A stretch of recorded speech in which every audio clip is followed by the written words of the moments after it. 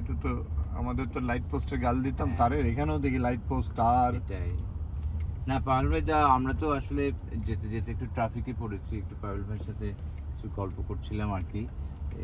আসলে ওই যে তনুশ্রী যেটা বলছিল, আপনার চিটাগাংয়ের ছবি অনেক মানে অনেক আপনাকে মানে লাইক ফেভার করেছে সব সময়, যে চিটাগাংয়ের ঘূর্ণিঝড়ের ছবি আপনার বিশ্ববিখ্যাত নিউজ উইকের প্রচ্ছদ হয়েছে। তো আমরা আসলে, আমার মেয়েও আছে, ও একটু শুনুক, আপনি একটু যদি এটা বলেন আর কি, এটার পটভূমিটা কীভাবে ছবিটা তুলেছেন, ওই সময়ে কীভাবে চিটাগাং পৌঁছেছেন, ছোট করে যদি একটু বলেন আর কি আমাদেরকে। চট্টগ্রামের মানুষের প্রতি কিন্তু আমার, চট্টগ্রাম এবং চট্টগ্রামের মানুষের জন্য আমার অনেক কৃতজ্ঞতা, কারণ চট্টগ্রামের বহু ছবি আমার আন্তর্জাতিকভাবে আমাকে পরিচিতি দিয়েছে। আর আমি যেহেতু ছোটবেলায় চট্টগ্রামে ছিলাম আমার নানা বাড়িতে, সেই জন্য চট্টগ্রামের প্রতি আমার একটা আলাদা টান। এবং আমার কি অদ্ভুত ব্যাপারটা হচ্ছে, আমার প্রফেশনে সেই টানটাই আমাকে কিভাবে কাজ করাচ্ছিল বা করতে দিচ্ছিল। আমি অনেকগুলো কাজ করেছিলাম, তার মধ্যে একটা অন্যতম হচ্ছে যে মিউজিকের প্রচ্ছদে আমার ছবি। কিন্তু মিউজিকের প্রচ্ছদে ছবি তো আর এত সহজ ব্যাপার না, ঘটনা তো ঘটতে হবে। তা আমার দেশে কি এমন ঘটনা ঘটবে যেটা দিয়ে আমি প্রচ্ছদ পাবো? কিন্তু সেই ঘটনাটাই ঘটলো 29শে এপ্রিল, এবং আমরা আগে থেকেই বুঝতে পারছি যে সাইক্লোন আসছে, এবং সেই সাইক্লোনের জন্য আমার আবার উত্তেজনা বাড়ছে, মানে যত নাম্বার উঠে তত উত্তেজনা বাজে। অ্যাজ এ ফটোগ্রাফার আমি 10 নম্বর সিগন্যালে আমি মানে একদম তুমুল উত্তেজিত যে যেতে হবে চিটাগাং। কিন্তু আমার অফিস বলছে, আমার লোকাল অফিস ছিল তখন নিউ নেশন, তারা বলছে যে আচ্ছা ঝড়টা আগে হোক তারপরে যাওয়া যাবে, তুমি এখন কোথায় ঝড় হচ্ছে কোথায় যাচ্ছ তার কোনো ঠিক নেই। কিন্তু আমি সবসময় চেতাম যেটা আগে হয়ে এসছে, ঝড় হওয়ার পরে ফটোগ্রাফাররা যদি হেলিকপ্টার পায় যাবে, একদিন দুদিন পরে সে ছবি তুলবে। কিন্তু ততদিনে হয় কি, যে ঝড়ের রাতের যে মানুষের যে আতঙ্ক ছিল মনে, যে বাবাকে হারিয়েছে, মাকে হারিয়েছে, পরিবার ধ্বংস হয়ে গেছে, বাড়িঘর নষ্ট হয়ে গেছে, সেই আতঙ্কগুলো কিন্তু থাকে না। 3-4 দিন পর তখন কি হয়, তার ক্ষুধা লাগে, তার মেডিকেল লাগে, তার অনেক কিছু শুরু হয়, তখন তার বাবা মা সবকে ভুলতে শুরু করে, এবং মুখের যে চেহারার যে এক্সপ্রেশন ওগুলো আস্তে আস্তে কেটে যায়। তা আমি চাচ্ছিলাম ওই রাতের আতঙ্কটাকে ধরার জন্য, এবং আমি যত কাছে যেতে পারি, হ্যাঁ এটার জন্য জীবনের অনেক ঝুঁকি হতে পারে, আমার উপর দিয়ে কিছু যেতে পারে, কিন্তু তারপরেও আমি 10 নম্বর সিগন্যালে চিটাগাং ট্রেনে উঠে পড়লাম। এবং খুব ইন্টারেস্টিংলি যে জায়গাটার নাম হচ্ছে খুব বিখ্যাত একটা স্টেশন, ওইখানে এসে ট্রেনটা থেমে গেল রাত 1:30টার দিকে। কি নাম, মাঝপথে ওই ভোরের দিকে নাকি আরো না ভোরের আগে। খুবই নাম করে স্টেশন, বড় স্টেশন, সীতাকুণ্ডের আগে। আচ্ছা আচ্ছা, আখাউড়ায় যে ট্রেনটা আটকে থেমে গেল, এবং আমরা কিন্তু জানলা দিয়ে দেখতে পাচ্ছি ঝড়ের তাণ্ডবটা। আমি একটা ছোট রেডিওতে শুনছি কোথায় ঝড় আঘাত করছে, চিটাগাং দিকে আঘাত করছে, এবং এটা খুব মানে খুবই মজার, মানে আমার কাছে নতুন অভিজ্ঞতা হয়েছিল যে পুরো একটা ট্রেন, দাঁড়িয়ে থাকা ট্রেন বাতাসের ধাক্কায় দুলছিল। যে চলন্ত ট্রেন দোলে আমরা জানি, কিন্তু একটা দাঁড়িয়ে থাকা ট্রেনকে যে বাতাসে এভাবে ধাক্কা মারতে পারে, মানে কি পরিমাণ বাতাস।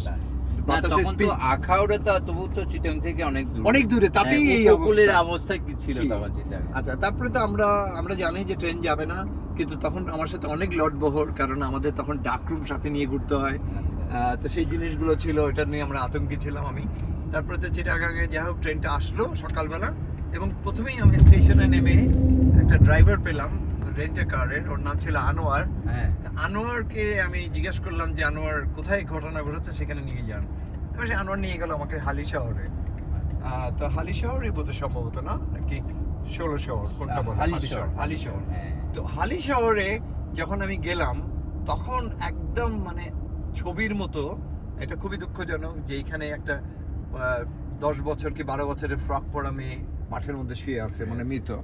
ওখানে বাড়ি উড়ে গেছে, গরুটা আটকা পড়েছে গাছের নিচে, ওখানে আর একটা লাশ, এরকম একদম মানে একদম ছিন্ন ভিন্ন সেই এলাকা। আমি ছবি তুলছি, এবং ছবি তুলতে এক সময় টায়ার্ড, এবং চিটাগাংয়ে আসলাম, মানে শহরে আসলাম খাওয়ার জন্য, কোনো খাওয়া পাচ্ছি না, স্টেশন নাই। ওই যে মনে আছে বিখ্যাত সেই কনফেকশনারি দোকানটা যে স্টেশনের সাথে, কি নাম, ওখানেও খাওয়া খুঁজলাম, কোথাও নাই। তো এই সময় আমরা আবার খবর পেলাম মনসুরের সাথে দেখা হলো, ওসমান গনি মনসুর আমাদেরকে কিছু খাওয়ানোর ব্যবস্থা করলো এবং আমরা আসলাম ইয়েতে রেড ক্রিসেন্টের অফিসে আচ্ছা আচ্ছা পরের খবর জানার জন্য যে কোথায় আরো কি ঘটেছে, মানে উপকূলে কি হয়েছে। কারণ দ্বীপগুলোতে কি অবস্থা? আমরা তো যে ছবি পেয়েছি হ্যাঁ। আমাদের ইমিডিয়েট ঢাকা ব্যাক করা দরকার, কিন্তু কমিউনিকেশন নাই, রোড বন্ধ, টেলিফোন বন্ধ হয়ে গেছে, হ্যাঁ, ইলেকট্রিসিটি পাঠানো- নাই, পাঠানোর সমস্যা। শহরে পানি নাই, চট্টগ্রাম একদম মানে কারবালার মতো অবস্থা। তো রেড ক্রিসেন্টে যাওয়ার পরে আমরা শুনতে পারলাম যে কুতুবদিয়ায় মহেশখালীতে কেউ বেঁচে নাই, একটা রেডিও সিগন্যাল আসছে SOS আমরা শুনতে পাচ্ছি এবং ওরা বলছে যে আমাদের সাহায্য পাঠান, এখানে কেউ বেঁচে নাই, সবাই মারা গেছে। তখন ডিসিশন হলো যে আমরা ওই কুতুবদিয়া মহেশখালীর দিকে যাব হ্যাঁ। এবং আমরা সেই রাতে আর পারিনি, কারণ আমাদের পেট্রোল কোথাও খুঁজে পাওয়া যাচ্ছিল না, ইলেকট্রিসিটি না থাকায় তেল পাওয়া যাচ্ছে না গাড়ি। তারপরে আমরা আনোয়ার ড্রামে কিছু তেলের ব্যবস্থা করলো, ড্রাম তেল নিয়ে আমরা রওনা হলাম কক্সবাজার। এবং কক্সবাজারে যে ছোট্ট একটা স্পিড বোট আমরা উঠলাম 4 জন, আমি, মনসুর, এশিয়া উইকের এক ফটোগ্রাফার, এবং আমরা যাচ্ছি মহেশখালীর দিকে। এবং আমরা এমন একটা ওয়েদারের মধ্যে পড়লাম যেখানে আমাদের স্পিড বোট ডুবে যায় এবং আমি জানি যে আমরা ডুবে যাব, আমি যেহেতু সাঁতার জানি না, দোয়া দরুদ পড়ছি যে কটা জানি। তো মনসুর বললেন যে স্পিড বোটটা ধরে রাখবেন, এটা উল্টাবে কিন্তু ধরে রাখবেন যতক্ষণ পর্যন্ত রাখা যায়।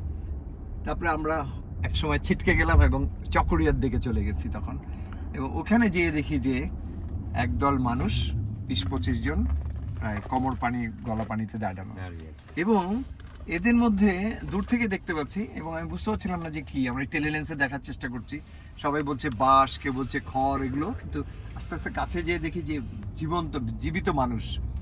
এবং ওইখানে একটা মহিলা, তার কোলের মধ্যে 10 দিনের একটা বেবি, নিউবর্ন বেবি, এবং কি করে সে রাতে মানে বেঁচে থাকলো। এবং ওরা সবাই বললো যে ওরা মহেশখালী থেকে ভেসে এসছে, এবং খুব কান্নাকাটি শুরু করে দিল তারা, এবং সবাই আমাদের স্পিড বোটে ওঠার চেষ্টা করছিল। তা আমরা তাদের বুঝাইছিলাম এবং আমরা ওই ছবিগুলো তুলে ওই মহিলা এবং তার বেবিটাকে আমরা নিয়ে এসেছি। বোটে করে, কিন্তু বোটে আনারও প্রবলেম হচ্ছে কি, আমাদের 4 জনের বোটটা, ওইটা 5 নম্বর ব্যক্তি হলে বোটটা স্পিডটা কমে যাবে। আচ্ছা, স্পিডটা কমে গেলে কক্সবাজার অন্ধকার হয়ে যাবে, আস্তে আস্তে সময় লাগবে, এবং কক্সবাজার যেহেতু কারেন্ট নাই, ইলেকট্রিসিটি নাই, অন্ধকার আমরা লোকেট করতে পারবো না কক্সবাজার কোনটা। তারপরে আছে লাশ ভাসছে, বাঁশ ভাসছে, মানে আমাদের প্রপার ভাঙতে পারে, আমরা নিজেরাই বিপদে পড়বো। তারপরেও আমরা ওই মহিলা এবং বাচ্চাটাকে নিয়ে এসেছিলাম। ওই স্পটে আপনার ওই মিউজিকের ছবিটা হয়ে গেছে। এখন আমরা ওই মহিলা বাচ্চাটাকে কিন্তু হসপিটালে ভর্তি করেছি, কিন্তু আমাদেরকে তো ফিরতে হবে ঢাকা, কারণ আমাদের ট্রান্সমিশন সব বন্ধ, কারণ ইলেকট্রিসিটি নাই। এখন ছবি তো তোলা হয়েছে, আমি যে ছবি তুলেই বুঝতে পেরেছি এর উপরে আর ছবি হতে পারে না। তারপরে আমরা ছুটছি ঢাকার দিকে প্রচন্ড স্পিডে, রাত 11টার ট্রেন ধরবো। আনোয়ার সাংঘাতিক স্পিডে চালিয়েছে, যেখানে আমরা অ্যাক্সিডেন্ট করব অবস্থার মধ্যে আমরা চিটাগাঙে স্টেশনে যখন এসে পৌঁছেছি, তখন ট্রেন অলরেডি হুইসেল দিয়ে টান দেওয়ার শুরু স্টার্ট হয়ে গেছে। আমরা আমাদের ওই জিনিসপত্র নিয়ে দৌড়িয়ে ট্রেনে উঠেছি এবং মর্নিং এ ঢাকা। আচ্ছা, ঢাকা এসেও আমরা কিন্তু বাংলাদেশ বিচ্ছিন্ন ওয়ার্ল্ড থেকে, কমিউনিকেশন নাই, কারণ বেদবুনিয়া ভেঙে গেছে, কোনো অথেন্টিক খবরও পাচ্ছে না বাইরে মিডিয়াগুলোতে। আমরা কমিউনিকেশন রাখছিলাম এই স্টেশন থেকে স্টেশনে, যে লাইনটা ছিল ওই টেলিফোন লাইন দিয়ে আমরা ঢাকার সাথে যোগাযোগ রাখছিলাম। তারপরে আমি দ্রুত ফিল্মগুলো ডেভেলপ করে ফেললাম এবং এই ফিল্মগুলো কলকাতায় পাঠানো হলো, কারণ আমাদের তখন বারবারা ওয়ালটন, যে আমাদের অস্ট্রেলিয়ান ফটো এডিটর, সে দিল্লি থেকে কলকাতায় চলে আসলো, কারণ কলকাতা একটা ফ্লাইট আসছিল বিমানের। ওই বিমানের ফ্লাইটে একটা প্যাসেঞ্জারকে রিকোয়েস্ট করে আমি আমার কক্সবাজারের ওই সাইক্লোনের ছবিগুলো তুলে দিয়েছিলাম, 4টা রোল এবং ফিল্ম। এবং বারবারা ওয়ালটন ওবেরয় হোটেলে চিটাগাঙে বসে ওখানে ট্রান্সমিটার দিয়ে সারা ওয়ার্ল্ডে ওই ছবি ট্রান্সমিট করেছে, এবং সারা ওয়ার্ল্ড আমি দখল করে ফেলেছিলাম ওই মিউজিক। ওই সময় ওটাই একটি ছবি পাঠানো যে কি কঠিন ছিল, কোথায় ছবি তুলেছি চকরিয়া, চিটাগাঙে মোটামুটি সব ডেস্ট্রয় হয়ে গেছে, ইলেকট্রিসিটি বলেন সবকিছু, খাওয়া পাওয়া যাচ্ছে না সিটিতে, এরকম অবস্থা। Thank you. বস্টনে বসে যে এই গল্পটা আমার আজকে গাড়ি চলতে চলতে আমরা আবার একটু শুনলাম, আমার মেয়েকে নিয়ে এবং ভাবি আছে, তনুশ্রী আছে, অনেক ধন্যবাদ। Thank thank you. ইউ